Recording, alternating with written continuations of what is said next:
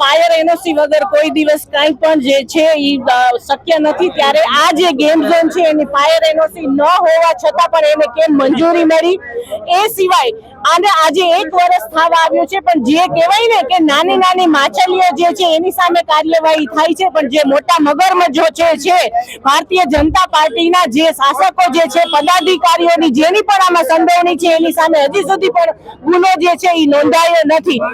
એ સિવાય જે આ ગેમ ઝોન હતું એનાથી 500 મીટરના અંતરે જ તે પોલીસ ચોકી પણ હતી।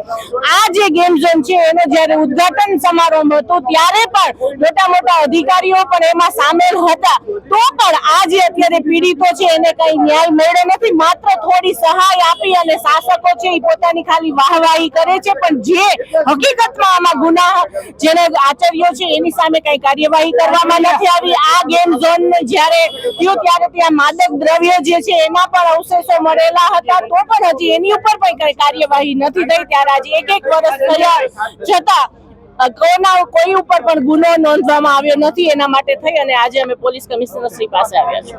આવતી 25 તારીખે જે રાજકોટના એક હૃદય દ્રાવક, આખું રાજકોટની પણ આખું ગુજરાત, આખું ભારત જે મુદ્દાને લઈ અને જે આખું રાજકોટ બારે બંધમાં જોડાણું હતું, પણ ક્યાંક ને ક્યાંક આ અધિકારીઓ જઈને સત્તા પક્ષની ઓફિસ ધરાવતા હોય એવી રીતની કામગીરી થઈ રહી છે। 1 વર્ષ થયું છે, એક અધિકારીને પકડી અને જેને સંતોષ માનતા હોય અને લોકોને જેને ઉલ્લુ બનાવતા હોય એવી કાર્યવાહી થઈ છે।